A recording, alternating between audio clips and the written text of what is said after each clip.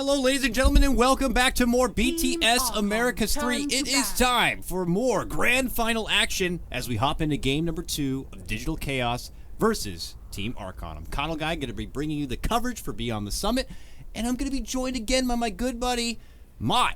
Maut, we're back in action now. It was Team Archon who took game number 1.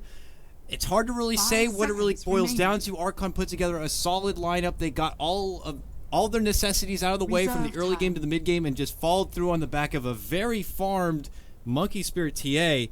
Was it more on them to be able to pull out that success, or was it DC with their what felt like awkward drafting setup, no tanky frontliner, and really just kind of felt anti-synergetic? What were your impressions about that game number 1, my man? Maut, I don't hear you at all. Are you there? Radiant team pick. Maut? I don't see your thing lighting up, Maut. You're gone? He's coming back. Hello? Oh. Hi, how you doing there, Maut? Classic start as always. Yeah, every game this happens. I have no freaking idea why. Like some reason Discord's just like, no, I guess you're not talking anymore, even though you clearly are, and your mic's not muted. Anyways, got out of my system. We're into game number 2. You asked me a question. You asked me a question. I wanted to say that it was a bit of both. I felt like Archon had an amazing draft. They talked a little bit of DC's play style and their heroes. They did a very good job dealing with them. And it doesn't help that DC kind of shot themselves in the foot by not having really good team fight. They have good. They had good stall potential. They had good push potential with the Nature's Prophet. They had track, but they didn't have that tanky frontliner. The team fight wasn't there. Maybe if they had like a Tide Hunter in the offlane or just any other hero, it might have gone well for them. But the biggest problem was that AUI didn't get off a lot of tracks early out of the game. He didn't get that early mech. And had they had that early mech, they could have maybe rectified the having very little team fight and actually been able to snowball themselves ahead of Archon. But I think they're going to try a bit of a different play style for DC. They'll pick up the Chen first, which is already vastly different than what they went for last game, which of course was going to be the Bounty Hunter. Archon will respond in kind by going for the Invoker. And that's just a great pick for them. I mean, it's a really good team fight. So Invoker's pretty damn solid, but we'll see how it goes this game. And we'll see what kind of priority they put in their next pick. They might go right for their Mu hero here. They've already done 2 bans against Bulba, and you could technically have a 3rd ban if you just kind of take another high priority offlaner. Say something like the Faceless Void, which was actually not picked up at all last game with those early commitments to the Nature's Prophet and all that. So I'll see if Faceless Void is going to be snagged up this time for Archon. Otherwise, it is something that DC could get for Bulba here. Or unless, it could be another game with the Nature's Prophet. We'll have to see what they decide to go for. But Mirana, an Archon special. As of recent here, they have been running with the Wiper and Mirana a lot. And quickly, DC will grab up that Faceless Void for Bulba now. Yeah, this is a good start for both teams, I feel like. You have the Mirana, which I think is something that Archon, a lot of American teams love to run. The thing is, will they have anybody to, combo up with that? Probably play it as a support. Very good choice, but there is a Faceless Void for DC, which is amazing if you get it on the Invoker and Mirana. I think this is and Bulba is one of the better offlane Faceless Void players as well. The really great thing about this hero is it just makes it so hard to zone him out in lane. It's pretty much impossible to do so. So I think that this is a very good start for Digital Chaos. I love the Faceless Void pickup. They would probably more than likely they would want to more than likely combo it up with the Invoker. And this also serves as a deny pick so that Archon doesn't go for the Void themselves. They could have picked it up second, but instead they really want the Mirana. They have Moonlight Shining out to be able to go out and gank with the Invoker. So there's a lot of good team fight and just good abilities, good heroes on both sides so far. Yeah, Faceless Void, that pesky time dilation too is so good against Invoker. Someone who wants to really dish out as much as possible here. He can be quick to the a combo breaker in that sense. And DC rid of any sort of a pesky broodmother that could kind of creep into play. And if you're going to have a Faceless Void, you look to kind of grab up something like the Zeus for yourself. And it is something that Resolution does play very well. So Archon kind of being the wiser will kind of get rid of that as an option. A good one for them. And I'm very curious for Archon what the fluff hero is going to be in this case here. In the past, when they've kind of been pulling out this Mirana quite a bit, we've been seeing fluff even commit for something like a Shadow Demon or a Bane. Those are the classic duos. But one funky one that we got to see a while ago was fluff going with the Oracle and doing a bit with the Fortune's End and lining up the arrow. Offers a great escape mechanism for anyone caught under the chrono. I'm sure like one of those three are probably going to be set up here for fluff. It's just a matter of what extra utility on top of being able to combo with the arrow is going to be more valuable to this game. I think Venge is really good against Void for numerous reasons. Swap out is very important. So they might go for that. Do you remember the days when Fluff used to play the Mirana? Like he was the one to like make it a household thing, like way back in the day.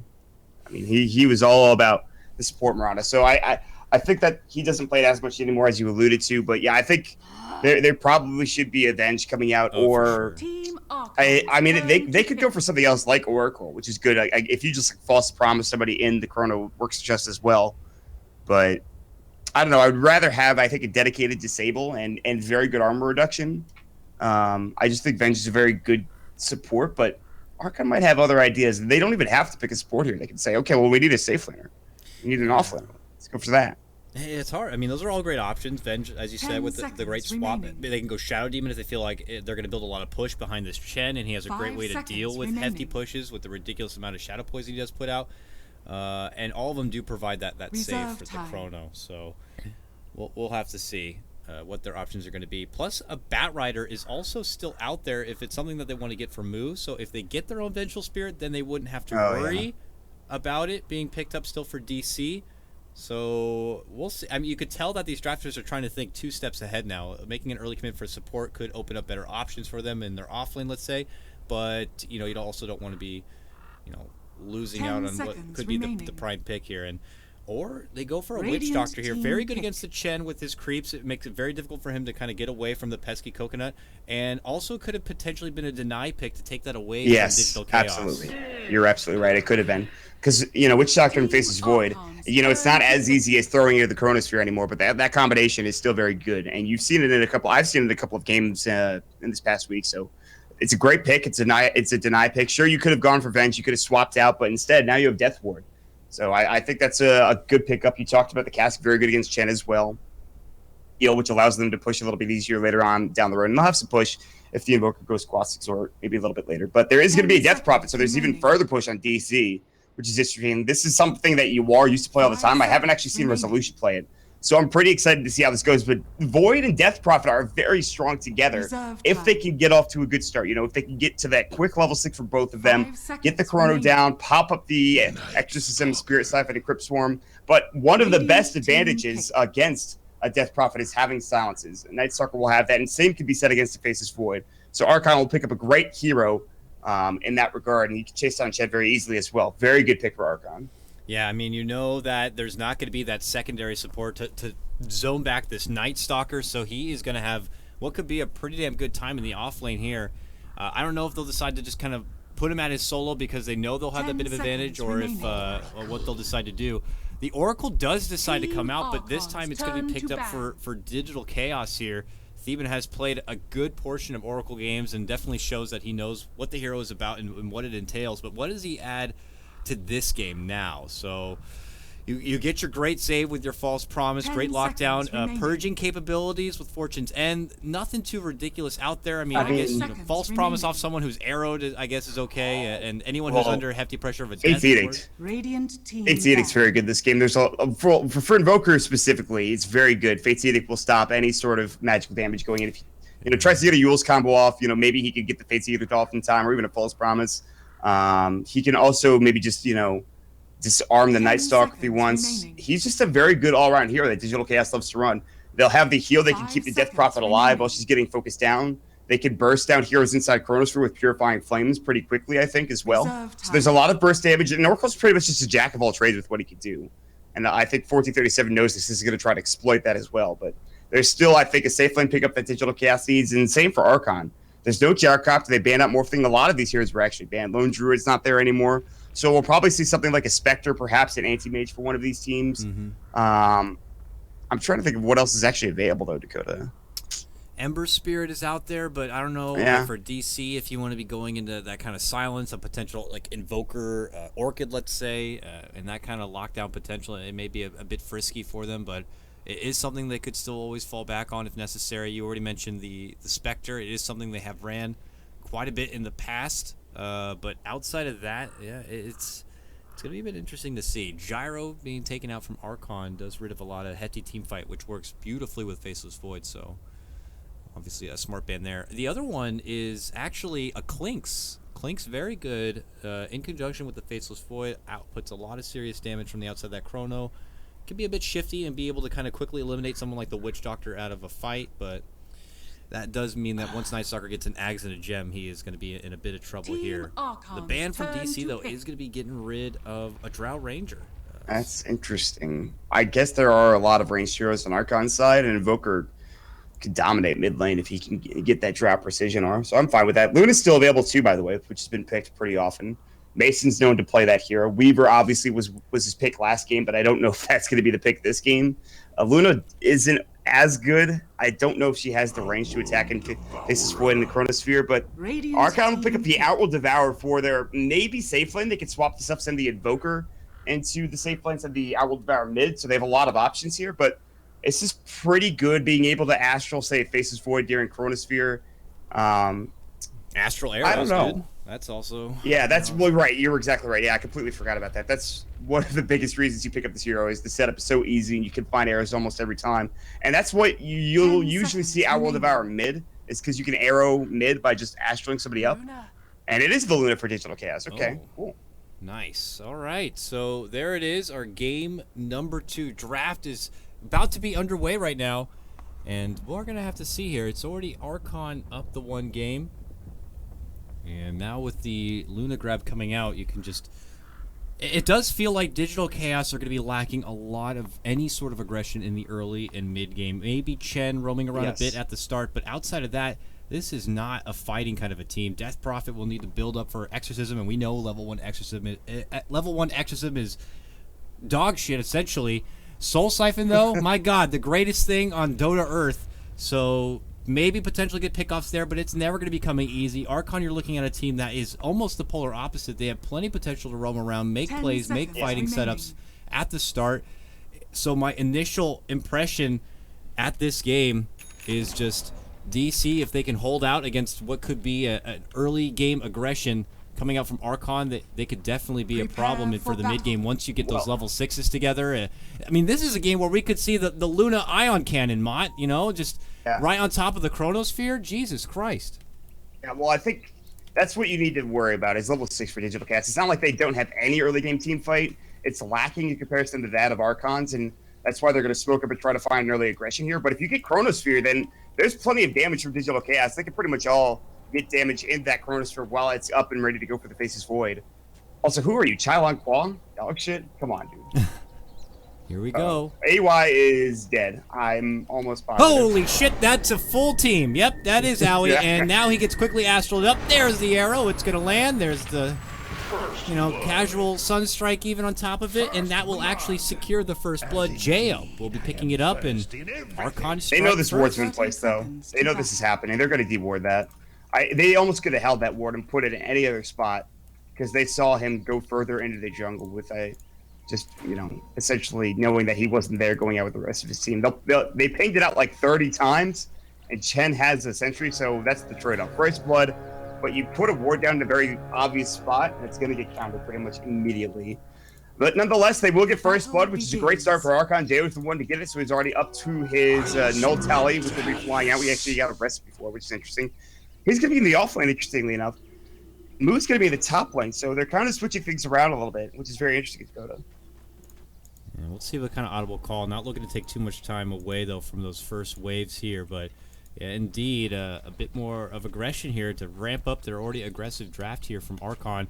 Not going to be easy against, let's say, like the Bulba Faceless Void, though. Now that he's kind of been set up into this safe lane option here, we'll always have the Time Walk to kind of fall back on. Fluff will just try his damnedest to kind of poke him a bit, but a Witch Doctor alone might not be enough here. We'll have to see. How much bit of regen? He only got the arrow 4 tangos, but mid arrow get the kill on the Death Prophet, she just gets destroyed with the combo. That's the danger, and this is the big problem. I've seen this so often where Death Prophets will just get shut down early game. They might go for another arrow here. The Astra's going to come out. He wasn't quite in position, but yeah, I've seen so many like games where Death Prophet will just get destroyed, 2 or 3 times in lane, and suddenly the game turns on its head and the game's pretty much over because the Death Prophet doesn't have a great start. Whitebeard came in. He arrowed, I think, AUI 2000's creep, I'm pretty sure. Yeah, it looks like just deletes it right away. Really annoying. He's going to get some experience. That's a great change, though. I love that change, and I think Mirana is a lot more viable, and you'll see it a lot more because of that. Oh, for sure. Arrow's going to come through resolution. No, I think it was actually onto a creep. Just kidding. Taking the stack little by little. That's super annoying for Chen, but it's really great for the Mirana. Yeah, its own funky bounty hunter in a sense, and as you said, definitely something we're going to be seeing more airtime for Lady Mirana at this point. And even now, you can see clarity is going to be popped up from Whitebeard. He's not looking to commit the arrow yet. Now he's blocking out his own creep or something. He's just like, please, I just got this one. I really would not like to lose it right now, but he is going to be losing on half of that XP as Whitebeard just continues to soak it up a bit. So, yeah, and it feels like Archon are using the strategy that DC were using last game against them. Remember that Chen was going after the Chen, trying to leech that experience. Well, hold that thought, though. Whitebeard is taking a lot of damage. She didn't have the mana for Thunderclap. They're going to go mid. There's going to be the usage of that Fortune's Head, and they get the kill. It topped up, I believe, the Purifying Flames of Resolution. Now already has a big 6 CS advantage and a kill going his way after dying. So no need to worry, at least yet for DC. They had a great start because of that, and they're farming pretty well in the rest of their lanes too. Yeah. Even blessed by that early haste rune allows him to make quick work towards the mid lane and get the job done there. Back at top lane though, Moo is able to kind of get a little bit of space for some extra CS. Still trailing quite a bit here. 6-2 for him, while Mason is getting 12-4 on this Luna setup. So you compare that over to the other core though, and it's not going actually too bad here. Bulba's not great. Yeah, Bulba, it's a bit of a struggle, but he is able to kind of get a pull here for the better, but Fluff will try his best to contest it, and so will Jo. So Bulba's going to be forced to step back to the tower, but he's got a creep wave, a small one, waiting for him a bit. He needs to get these last hits. He needs, at the very least, he needs to get like a Quelling Blade and Iron Talon if he's not going to be getting CS in lane. I think he knows that, and he can head to the jungle and just try to get a couple of last hits. As long as he can get experience, it's actually not that bad, because again, it comes down to getting level 6 and getting that Chronosphere. Mirana is going to set up mid. They're looking for an actual resolution. Seems to know something shady is happening. Monkey's Forever is playing a bit further up, but he's still only at 8 last hits to the 17 of resolution. See those last hits continuing to pile up for resolution. In the jungle, looks like AY has got a little bit more room to farm. He's level 3 now, 560 gold. Fluff is going to run through it as well, up into the high ground, but he needs to leave. Can't really deal with this Chen. And Chen will go mid and see if we can find a kill either way, whether it's for Archon or DC. Remains to be seen. It's technically a 3-on-2 though, with Fluff so close. There's going to be the move, blocked by the creep. No, the creep steps back. Resolution will take it here, but he is pretty deep on their own side. So Whitebeard though, as he steps away from his arrowing position, does get blocked up quite a bit. Theben shows himself under his own little invis, and now makes a move for Monkeys Forever with the help of the Soul Siphon here. It looks like he could be going down. A swing and a miss on the arrow. One kill could lead to 2, but Whitebeard is going to be able to leap away from trouble. Ends up being just the one pick off instead, but a big one at that, taking out the OD.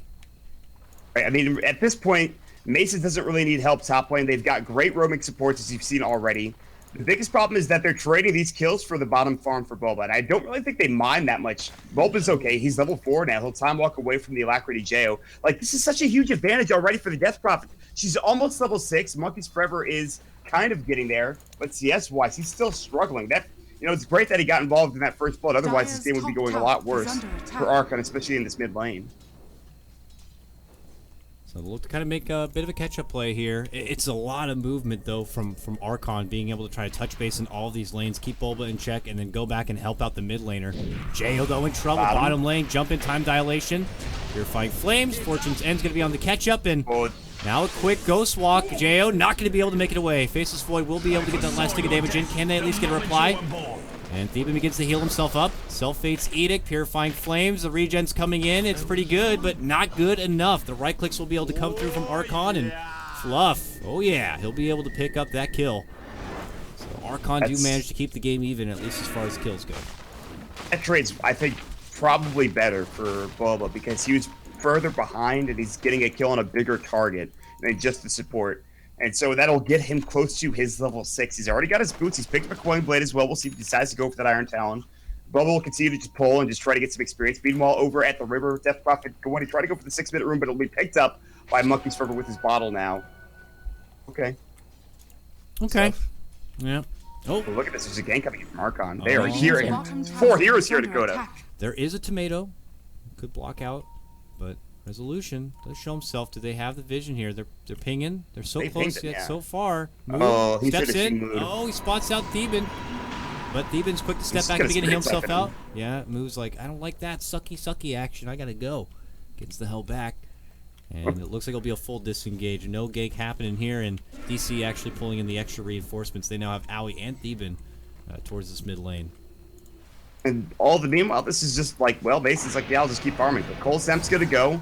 He actually is taking a lot of damage. He won't die to a Sunstrike. Nearby was Fluff.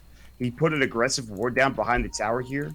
AUI doesn't have a sentry, nor do they know that it's been placed. And Fluff is looking to come in here from the high ground and try to go for a kill on 1437. The arrow's going to hit. That's He's a great in trouble. coconut setup, but he can't get close enough. They got it. Yeah.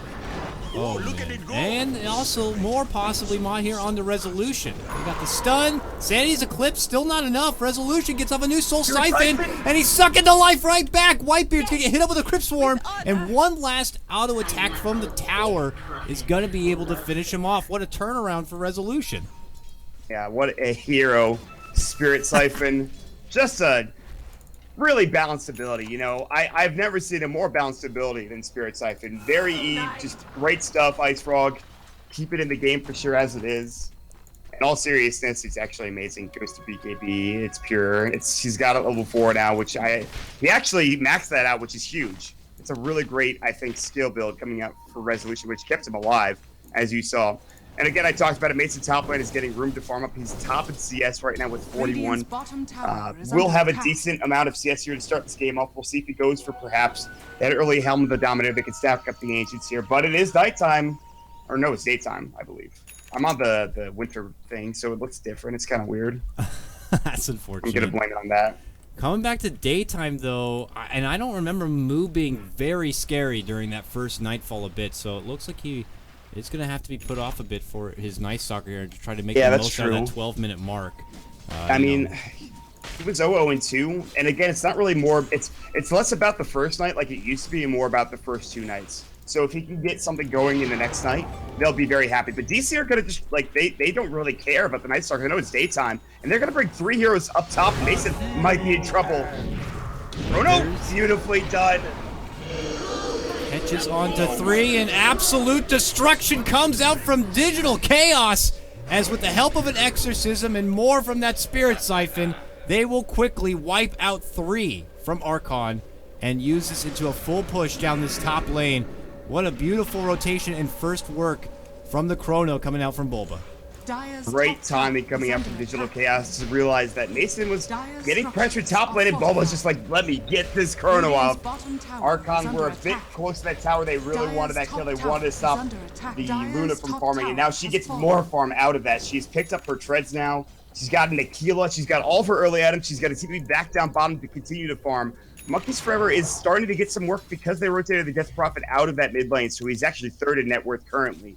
So he's starting to catch up and do a pretty good job there. But with the Exorcism taking down that tier 1 tower, Resolution's got phase, his bottle, he's up to almost 1,000 gold. And what I imagine to be the start of a Yule Scepter, Dakota. Oh, for sure.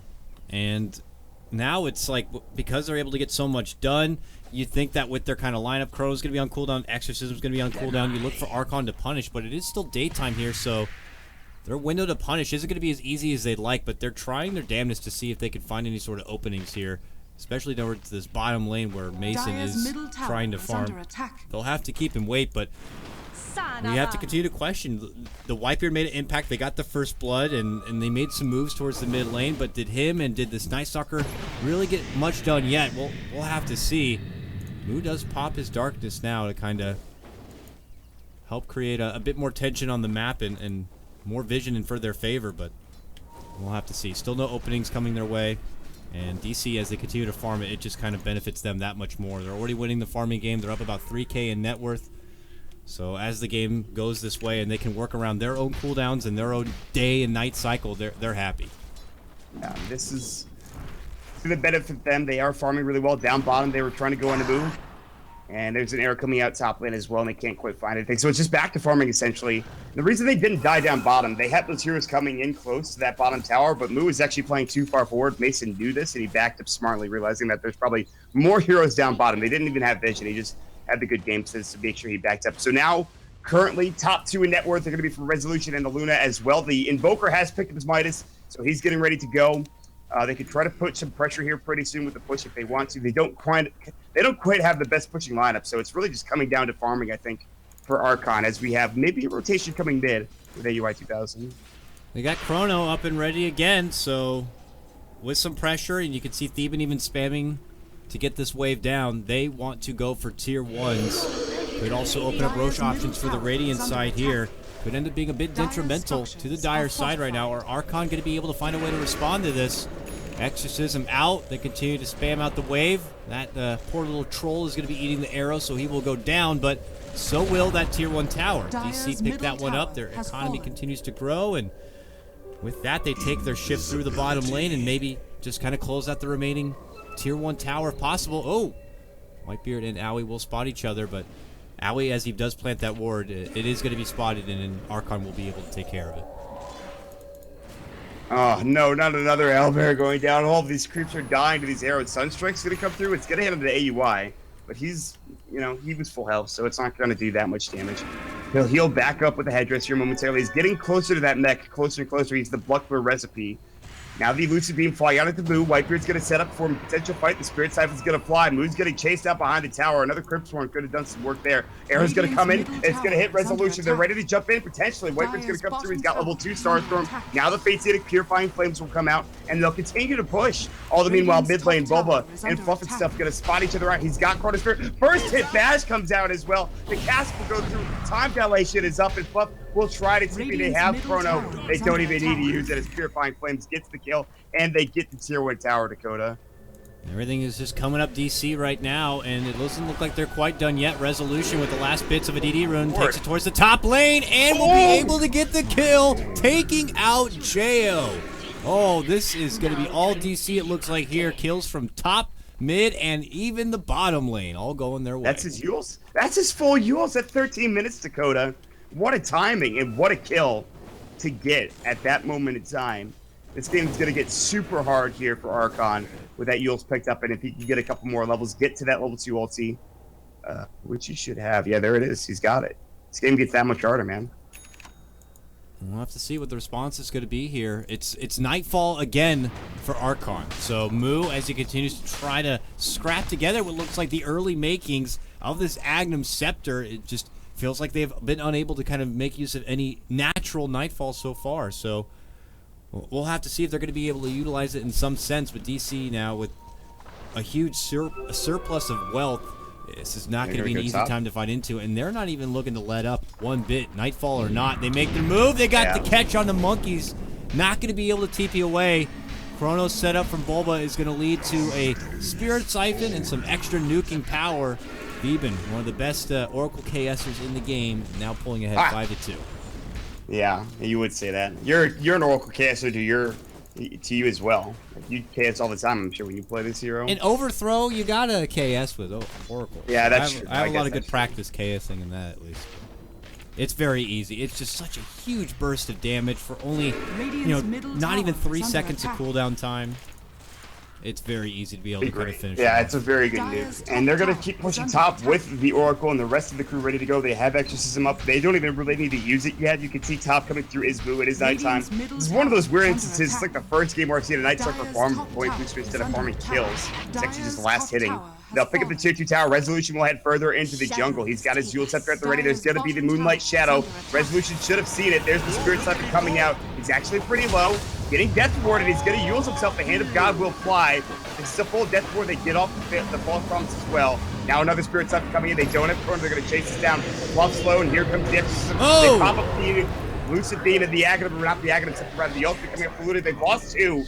Actually, a huge fight for Archon. They're going to get a 3rd, 4th, and 37th about to fall. It's a great turnaround. Great Sandy's Eclipse. And everybody from Archon was there ready at the get-go, and they lost 3 from DC. They're going to lose another one. Bulba's going to get Silence Step and voided. He doesn't have mana for Time Walk. He's going to try to walk behind the tree line, and Moon will not chase any further, as he does not want to dive that tier 2 tower. But now, can Archon transition this into Roshan? That looks to be the case, Dakota. They go in, they're going to get it started, but what a huge turnaround coming out for Archon. You're talking about what looks like nearly a 4K net worth swing in their favor. Dire's bottom tower is under This just is attack. such a big boom in the morale department now.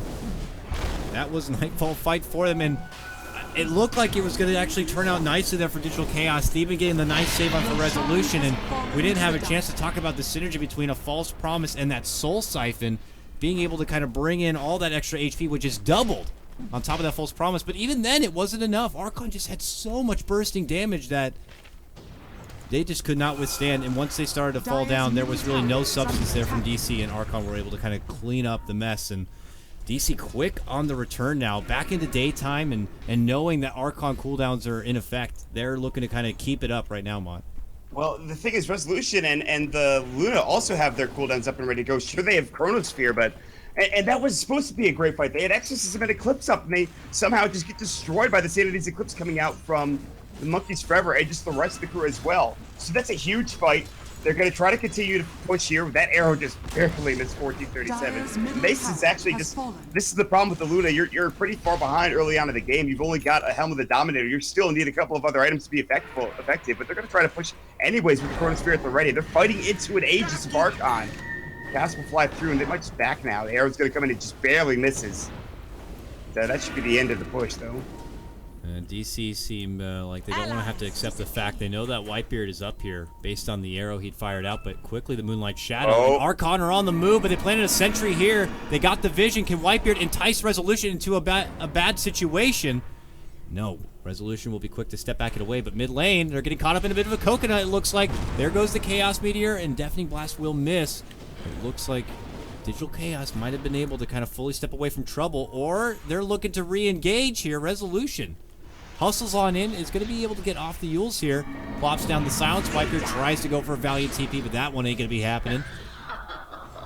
And it turns into just a solo pick there for DC. It looked like a bit of an awkward approach there from Archon to try to get something on the way back, but now DC can just get back into the grind of pushing this mid lane. Yeah, they have their ultimates now back up. Really great back call from DC, and just to back up right as they were running in with the Smoke of Deceit, they almost got the Marauder. They get her eventually.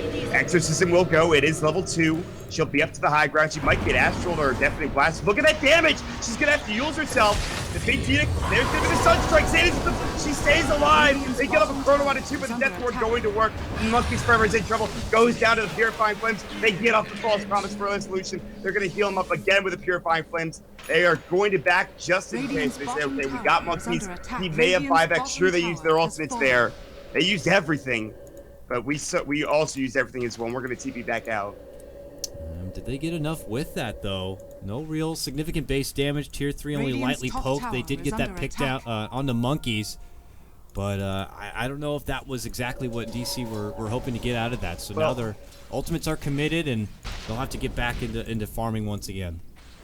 I mean, here's the problem, though. It's 19 minutes into the game. Whether or not they get the racks, I don't think that matters yet, because they still have a couple of tier 1s and tier 2s to work with. And so Archon can take those towers, sure, and get some extra gold. But really, Archon only have one tower left for themselves in the outer rim, and that's going to be the tier 2 tower down bottom. And they're already farming so well. Mason's getting to his Yasha. There's about to be a freaking BKB for Resolution. Yeah. They've already got the Vlads for the Faces Void. So even with that last team fight they lost, DC are still in a very good spot. They just have to play this right. They have to farm effectively because they can out-farm this team of Archon. You have an Invoker and a Not World Devourer. You get a couple of BKBs. Yep. It doesn't even matter. The game's pretty much over at that point, as long as you have BKBs ready. I mean, you're absolutely right, and we have to see if Archon are going to be able to make the most out of this situation before those BKBs and before all that, those items come online here for DC to be able to make this game that much easier here. It's nightfall now, and Archon just continuing to work with a bit of farm. We'll have to see what kind of potential there is going to be for them. I mean, now they still have an Aegis, but they certainly don't have a comfortable enough team fight to make something happen here. It's just pushing the waves out and continuing to build up supplies. So, well, let's see. They have a smoke. This is it. This is them making the most out of the last bits of their Aegis now. they better hope they come out with a huge fight at this point because, as you said, DC are the ones in control. They're gonna go. They were pinging out Mason. But everyone else is ready to go. They've got the Moonlight Shadow. Resolution's going to get caught. He's going to use himself. Fluff is about to die immediately. Fluff hustles himself in, so he's gone. There's going to be no Death Ward. And what a beautiful chrono setup from Bulba. Absolutely locks down 3. And now with the power of the Crypt Swarm Exorcism and all of that brute force, DC will quickly take out Archon from the playing field. They have lost 3. Moo and Whitebeard are quick to retreat away from trouble, but I don't want to be quick to say that that was the nail in the coffin, but Archon are certainly on critical support. Yeah, that was the fight they were looking for over in the jungle when they lost that team fight. When they were over here, the Sandy's Eclipse got dropped. They just cleaned up so quickly, and a lot of that had to do with an absolutely outstanding Chronosphere from Bulba. He hit it onto 3 heroes. They have the Exorcism up the end. They have the Eclipse on top of it as well. And now they're going to try to push it into this tier 3 tower. They'll put some pressure. They have a couple of Mud Golems and Hellbird Smashers. They don't have Eclipse. They don't have the rest of their ultimates. They do have Hand of God if they do get caught. Really, they just want the tier 3 and then to back out. But still, this Spirit Siphon, the pendant's coming out. Moon's about to go down to the last right click, and he will. They might just back up altogether now through DC. I don't think you push any further, Dakota. Let's see how satisfied they are. Resolution not satisfied yet. His thirst still going to be quenched here as he tries to make a move for Monkeys. Will end up eating an arrow. Yules, though, comes out from Jo, tries to dish out the Evoker combo, but he flexes that BKB. Death Ward not going to be stopped by that, though. Does successfully zone DC back from taking more inside the Archon base. So walk away with just a tier 3 and a good fight their way, but they can comfortably go back and stall out and continue their farm game. Yeah, I mean, Mason has yet to even pick up a BKB or a full Manta style, so you can see just how early this game is. And this has just been the way it is for the longest time now with this patch. It's a lot of early game fighting. It's not quite Deathball, which is really good. I mean, like, there are still chances for you to get back into the game. We've seen plenty of late games. But they still have a lot to work with. DC could just keep farming. They don't have to push yet. And if they keep farming, it's not like there's a threat of, Archon out carrying them. That's just not going to happen because of what we talked about earlier. So it comes down to maybe waiting for the next Roche, being patient, and that's going to be that. So Mason will go ahead and start his BKB and head to the Ancient stack once again, as he's been stacking it pretty effectively. And we'll wait and see until the next battle happens. It's nighttime, but not for much longer, actually, Dakota. So it's kind of bad. For Moo's benefit, he's got his Ags. He's not close to level 16 yet, though, but at least he has the Ags going for himself, and they can try to at least maintain some proper map control here. It looks like a smoke will be coming together here for DC. Roche, we still got a little bit of time before the proper timer will be popping up, but DC make a big pick here, then the map really becomes theirs. Whitebeard will pop the smoke. They know he's there. He's got to leap to the high ground to make it away, and he will do so. So a smoke will be a swing and a miss here from DC, but the intention seems to be that they're looking to continue to move on forward. Their cooldowns are off, and they're ready to play. Yeah, they're ready to go exactly. You just mentioned cooldowns. That's the biggest thing. They now have the BKB for Resolution as he starts to build up towards the Octarine core, I imagine. The BKB's not quite there yet for the Luna, but he's getting close. Moonlight Shadow's going to go. It's very important. They have detection. 1437 at Sentry is not in his inventory, but in his stash. They have some in AUI 2000. They'll drop one down, which will scout out the other Sentry. They'll see Moo up as well. And that's the end of the Moonlight Shadow, just like that. Now Resolution dancing in a bit. Fate's Edict is on, but not going to be stopping the Death Ward, but that Lucent Beam will. So it gets a quick cancel. Now Death Ward taken out of the picture here. What can Archon do to stop DC from taking game number 2? We'll wait to see. Resolution begins to go to work already on the ranged racks. You see the glaives now coming out from Mason. Archon just slow playing it a bit here. Not looking to overcommit. They plop the rod. Mason looking to get Fate's Edict, and another Chrono comes out from Bulba. With that, the Eclipse, the Exorcism. And what could be the downfall from Archon? Moo going to be going to work trying to take out Thieven here, but he's not going to be able to get that. Double buybacks now coming out from Archon here. Whitebeard trying to TP away from trouble. Resolution almost gets fluffed, but now gets hit up with a deafening blast. And as he tries to make his retreat, the Yules is going to be there. And he will be sent all the way back, it looks like, into the safety zone of his base. Meanwhile, Thieven, Yules sidesteps the Sanity's Eclipse, and he's going to try to make it away, but AOI does die inside the base there to the power of Whitebeard. 2 go down from DC, but DC were able to take down 1 set of racks, almost 2 on the back end of it, and what a snipe from Jo. able to take out the Luna. Yeah, that's a good hold, I suppose. They lose their range racks, but they force out 2 buybacks from their 2 important heroes, the Invoker and OD now. Sure, they got a couple of kills off the back end of that. J.O.'s actually up to 1,700 gold, but he's been on Midas and Yules for the longest time, and it feels like it's going to continue to be that way. They bought the BKB for the Luna after before she died, so she didn't lose really much money. Whitebeard's almost going to get caught. Bulba's ready to go. He's going to jump in with the time dilation, but J.O.'s here. He's going to pop the Yules up. This is maybe not great for Bulba. He does have time walk in 1. He'll be able to just make sure he deals with that damage effectively. So yeah, I don't know. That was as I think good as it can get maybe for Archon in this, considering the circumstances. But if they get one more push for DC, this time with the BKB up onto the Luna, I think it might just be game, Dakota. We'll have to see if that's going to be the case or not. That BKB now in the hands of Mason here. Once those cooldowns are finished here, we could see DC look to go in for the final blow. And Archon will have to use this time as best as possible to kind of see what the kind of farming options are going to be there for him. A scout out onto the Roche pit. Roche is actually going to be up in just mere moments. Forward Spirits will be first to kind of see. And we'll have to see what Archon are going to be doing about it. They actually smoke up here, Maut. They're going to be rolling out. They have to go for this. They have to go for this. They cannot give an Aegis the way of Digital Chaos to any hero. And specifically to the Luna. If she gets that Aegis, this game is going to be tough. So they're going to smoke up. There's going to be the Ancient Granite Golem, which will provide him that great 50% HP bonus. But here we go. The Moonlight Shadow will fly. They have sentries placed down. They have one here on their side of the river. And get another Ancient Thunderhide coming in as well. And DC are just going to... They might just let this go and say, you guys can have Roche. We're just going to take your racks. They've drawn the line. Or they might wrap around. They can't seem to figure it out, Dakota.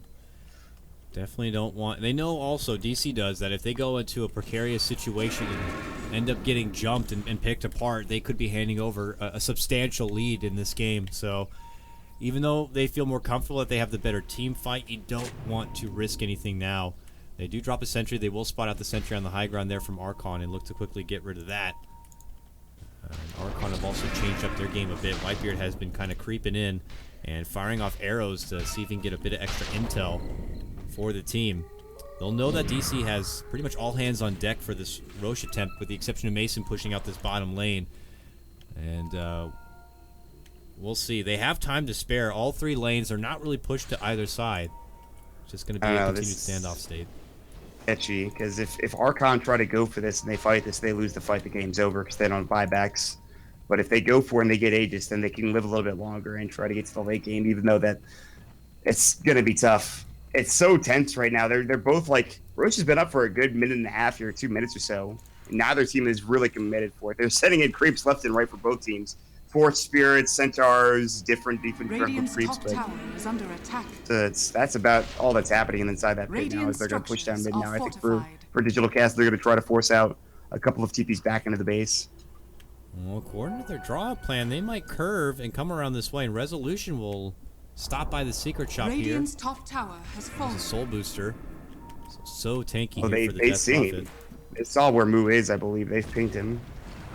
Arrow's going to be on to Thievin. Moo looking to move in right now. Can they get rid of the Oracle first? They definitely blast him a bit. There is going to be the hit of the Void, but they can't get the silence in. Sanity Eclipse going to be committed here from Monkeys Forever, but that's going to be the racks to fall.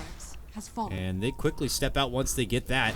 Moo needs to be careful. He's caught out in front. Resolution does get caught from the arrow here, but no follow-up in order. Archon just kind of really stuck in a bad position where they can't take a head-on team fight, but if they can try to get a pick off, it would become so much easier here for them. But DC are going to begin to creep their way towards this Roche pit now. All right. Arrow. Oh, Sensor Conqueror just in the right spot. Archon are ready to go. They don't really have much board coverage, I think, for the Radiant team, so they don't know where Archon is. And Archon know exactly where DC is. Here comes the smoke. The Exorcism's going to fly, Dakota. We're about to have a fight. Here they come, swinging all the way around the backside. Look at this positioning from Archon. They come all the way in from the southern front. Arrow's going to be there. The Roche does already go down. They jump in. Jail takes it. He takes the Aegis away. He's got it now, but DC, they'll have that huge team fight. They're going to be committing the Death Ward now. Ward, Fluff trying to make the most out of it, but he is going to be slashed on down. Whitebeard will be next. Jo could end up being the lone survivor with that Aegis, as the Eclipse does absolutely downpour from the skies above. Radiant's top tower Bulba now is makes a under beautiful catch with a 2-man chrono to finish off Monkeys and Moo. And it looks like with right-click power, they will be able to get it. Moo trying to hustle away, gets stopped with the Fortune's End, and they got the Yule's follow-up. Set it up with a silence and a little bit more damage, and they're going to be able to get the kill. Fluff next, and then maybe even Jo soon after here. DC very bitter about the fact that Archon will be able to snag up that Aegis and take it away. But DC's still the much better team, and actually they're going to be calling it all together. A valiant effort from Archon that DC had their number this time. That was a good effort from Archon. Had they been a little bit closer, I think this game could have gone their way with maybe an Aegis snag and just being able to have good team fight. They had good team fight too, but they didn't have the heroes to deal with what Digital Chaos had. And Archon, I think they if they maybe even had just a bit of a better like carry, they might have been a little bit fine. I like the fact that they picked the Night Stalker. I like the Invoker pick. Both the Invoker and OD did okay, and they actually had really good team fights from time to time. DC had to work for that game, but still, that is going to be DC getting game number 2, and that means we're going to game number 3, Dakota, and a 4th game as well, for sure. All right, championship rounds are in order for us. We'll see who's going to be walking away with the $5,000 first place prize of that $10,000 prize pool. When we return, Game 3 action, DC versus Archon.